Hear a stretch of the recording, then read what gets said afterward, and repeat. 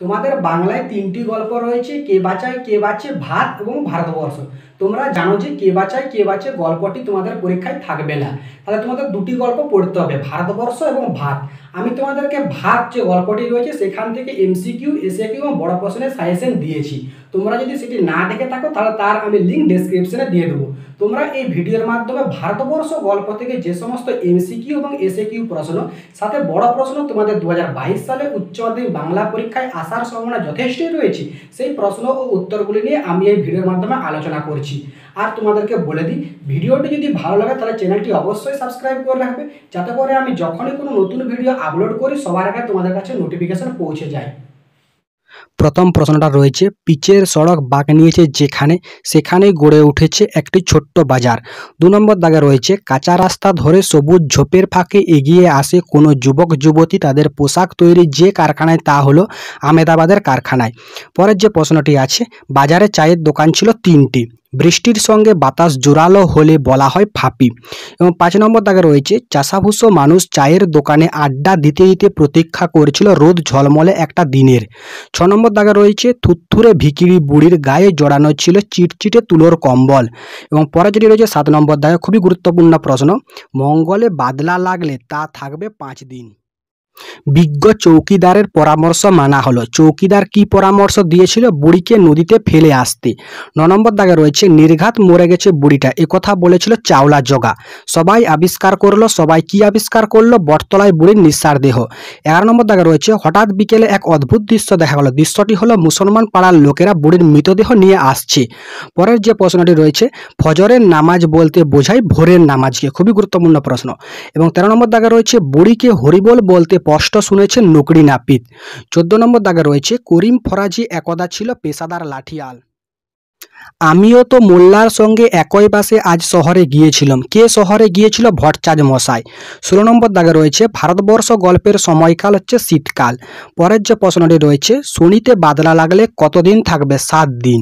এবং 18 নম্বর দাগে রয়েছে, ভারতবর্ষ গল্পে বাদলা শুরু হয়েছিল মঙ্গলবার। পরের যেটি রয়েছে, বুড়িকে স্পষ্ট কলমা পড়তে শুনেছিলেন মোল্লা সাহেব। এবং বান্দা মানুষ কাকে বলা হয়? করিম ফরাজিকে বলা হয় বান্দা মানুষ। 21 নম্বর দাগে রয়েছে, চৌকিদার কি রঙের উর্দি পড়েছিল? নীল রঙের উর্দি পড়েছিল। একসময় দাগি ডাকাত ছিল, কে? নিবারণ বাগদি। এবং 23 নম্বর দাগে রয়েছে, গ্রাম থেকে থানার দূরত্ব ছিল 5 ক্রোশ। 24 নম্বর দাগে আছে, রাত কটা পর্যন্ত বাজারে জমাটি ভাব থাকতো? রাত 9টা পর্যন্ত। ও বুড়ি তুমি থাকো কোথায়? বুড়ি কি বলেছিল তোমাদের মাথায়? 26 নম্বরে রয়েছে, আমি সকর্ণে শুনেছি। কে সকর্ণে শুনেছি? ফজলু শেখ। পরের যেটি রয়েছে, তারপর দেখা গেল এক অদ্ভুত দৃশ্য। অদ্ভুত দৃশ্য কি? বুড়ির মরাটা নড়ছিল।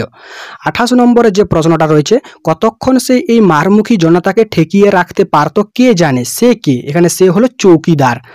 তার সপক্ষে অনেক প্রমাণ জুটে গেল। কার সপক্ষে? না, ভট্টাচার্য মশাইয়ের সপক্ষে অনেক প্রমাণ জুটে গেল। এবং 30 নম্বর দাগে রয়েছে, এখন খুব নামাজ পড়ে, না করিম ফরাজি। এরপর তোমাদের এসএকিউ প্রশ্নগুলো দেখে নাও। 31 নম্বর রয়েছে, তারপর সব ফাঁকা। কখন সব ফাঁকা হয়ে যায়? ভারতবর্ষ গল্পের বাজারটির চারপাশের গ্রাম থেকে আসা লোকজনের সমাগমে রাত 9টা পর্যন্ত জমজমাট থাকে, তারপর সব ফাঁকা হয়ে যায়। পরের যেটি রয়েছে, তাই লোকের মেজাজ গেল বিগড়ে। মেজাজ বিগড়ে গেল কেন?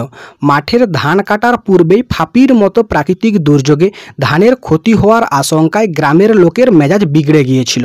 33 নম্বরে রয়েছে, এইটুকুই যা সুখ। তখন কোন সুখের কথা বলা হয়েছে? শীতকালে হঠাৎই ফাঁপির মতো অকাল প্রাকৃতিক দুর্যোগে ভারতবর্ষ গল্পের গ্রামের মানুষ সময় কাটানোর জন্য সভ্যতার ছোট্ট উনুনের পাশে হাত পা সেঁকে সুখ পেতে চায়।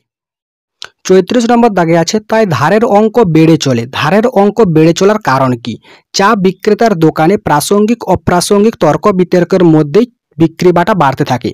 ধানের যেহেতু মরশুম, তাই পয়সা শোধ হবেই, এই আশঙ্কায় ধারের অঙ্ক বেড়ে চলে। 35 নম্বর দাগে রয়েছে, সেটাই সবাইকে অবাক করেছিল। কোন ঘটনা সবাইকে অবাক করেছিল? ফাঁপির মতো দুর্যোগে যখন সবাই ঘরবন্দি, তখন বুড়িটি সেই দুর্যোগে উপেক্ষা করে কিভাবে বেঁচে বর্তে হেঁটে এসেছিল তা সবাইকে অবাক করেছিল। এবং পরের যেটি রয়েছে, বুড়ি খেপে গেল। বুড়ি কোন কথা শুনে খেপে গিয়েছিল? বাদলায় তেজি টাট্টুর মতো বেরিয়ে পড়েছে, না গ্রামবাসীরা যখন এই কথাটা বলেছিল তখন বুড়ি খেপে গিয়েছিল।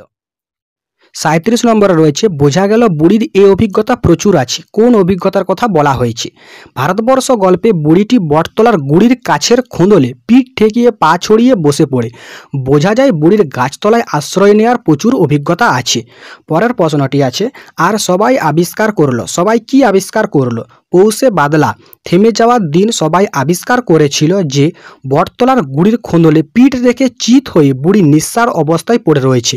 খুবই গুরুত্বপূর্ণ এই প্রশ্নটা। এবং পরের যেটি রয়েছে 39 নম্বর দাগে, বিজ্ঞ চৌকিদারের পরামর্শ মানা হলো। পরামর্শ কি ছিল?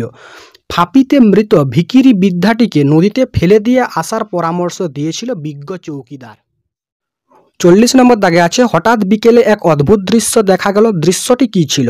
ভারতবর্ষ গল্পে গ্রামের মাঠ অতিক্রম করে বাজারের দিকে একটি চ্যাংদোল্লা এগিয়ে আসছিল। এটাকেই অদ্ভুত দৃশ্য বলা হয়েছে। পরের যেটি রয়েছে, তখন জানা গেল ব্যাপারটা কি ছিল? ভারতবর্ষ গল্পে ব্যাপারটা ছিল মুসলমান পাড়ার লোকেরা নদীর চড়া থেকে বৃদ্ধার মৃতদেহটি চ্যাংদোল্লায় করে তুলে এনেছিল। এবং 42 নম্বর দাগে রয়েছে, দুদিকে সশস্ত্র জনতা ফ্যাল করে তাকিয়ে কি দেখছিল? না, ভারতবর্ষ গল্পের সশস্ত্র হিন্দু মুসলিম জনতা ফ্যাল করে তাকিয়ে দেখছিল যে বৃদ্ধার দেহটা নড়ছে এবং নড়তে নড়তে বৃদ্ধা উঠে বসার চেষ্টা করছে। বচসা বেড়ে গেল। বচসার কারণ কি? ফাঁপির সময়ে গ্রামে আগত ভিখিরি বৃদ্ধাটি হিন্দু না মুসলমান, এই বিতর্কে গ্রামের হিন্দু মুসলমান জনতার মধ্যে বচসা বেড়ে গেল। পরের প্রশ্নটি আছে, আমি সকর্ণে শুনেছি। কে কি শুনেছিল? ভারতবর্ষ গল্পে ফজলু শেখ বুড়িকে লাইলাহা ইলাল্লাহ বলতে শুনেছিল। পরের যেটি রয়েছে, পৌষে বাদলা সম্পর্কে গ্রামের ডাকপুরুষের পুরনো বচনে কি বলা আছে? না, পৌষে বাদলা সম্পর্কে গ্রামের ডাকপুরুষের পুরনো বচনে বলা আছে যে শনিতে হলে 7 দিন, মঙ্গলে 5 দিন আর বুধে 3 দিন, বাকি সব দিন। পরের যে প্রশ্নটি রয়েছে, রাঢ় বাংলার শীতের বৃষ্টিকে ছোট লোকে কি বলে? না, ডাওর বলে। ফাঁপি কাকে বলে? শীতকালে বৃষ্টির সঙ্গে জোরালো বাতাস বইলে রাঢ় বাংলার গ্রাম্য তথাকথিত ছোট লোকের ভাষায় সেই আবহাওয়াকে ফাঁপি বলে। এই প্রশ্নটা ভীষণ গুরুত্বপূর্ণ প্রশ্ন। 48 নম্বর দাগে রয়েছে, ভট্টাচার্য মশাই বুড়িকে কি বলতে শুনেছিল? ভট্টাচার্য মশাই বুড়িকে বলতে শুনেছিল শ্রীহরি শ্রীহরি শ্রীহরি। পরের যেটি রয়েছে, ফিরে এসে সবাই দিগন্তে চোখ রাখলো কেন? বুড়িকে নদীর চড়ায় ফেলে বাজারে ফিরে ঝাঁকঝাঁক শকুনের নেমে আসা দেখার অপেক্ষায় গ্রামবাসীরা দিগন্তে চোখ রেখেছিল। পরের যে প্রশ্নটি রয়েছে, ভারতবর্ষ গল্পের বিশাল মাঠটি কোথায় ছিল? না, ভারতবর্ষ গল্পের বিশাল মাঠটি ছিল বাজারের উত্তর দিকে। ভারতবর্ষ গল্প থেকে তোমাদের যে বড় প্রশ্ন 5 নম্বরের পরীক্ষায় পড়বে তার সাজেশনটা তোমরা দেখে নাও। প্রথম যে প্রশ্নটা রয়েছে, কতক্ষণ সে এই মারমুখী জনতাকে ঠেকিয়ে রাখতে পারত কে জানে? সে বলতে কে? জনতা মারমুখী হয়েছিল কেন? এর শেষ পরিণতি কি হলো? এই প্রশ্নটা ভীষণ গুরুত্বপূর্ণ একটা প্রশ্ন। 2 নম্বরে যে প্রশ্নটা রয়েছে, দেখতে দেখতে প্রচণ্ড উত্তেজনা ছড়ালো চারদিকে। প্রসঙ্গ উল্লেখ করে এই উত্তেজনাপূর্ণ ঘটনার বিবরণ দাও। এই প্রশ্নটাও খুবই গুরুত্বপূর্ণ একটা প্রশ্ন। 3 নম্বরে রয়েছে, বুড়ির শরীর উজ্জ্বল রোদে তপ্ত বালিতে চিত হয়ে পড়ে রইল। বুড়ির চেহারা ও পোশাকের পরিচয় দাও। তপ্ত বালিতে পড়ে থাকার কারণ কি ছিল? এই প্রশ্নটা খুবই গুরুত্বপূর্ণ একটা প্রশ্ন। এবং 4 নম্বর দাগে যে প্রশ্নটা রয়েছে, শেষ রোদের আলোয় সে দূরের দিকে ক্রমশ আবছা হয়ে গেল। কার কথা বলা হয়েছে? সে ক্রমশ আবছা হয়ে গেল কেন? এবং 5 নম্বর দাগে রয়েছে, আমি কি তা দেখতে পাচ্ছিস নে, বক্তা কে? তার এই উক্তির তাৎপর্য লেখো।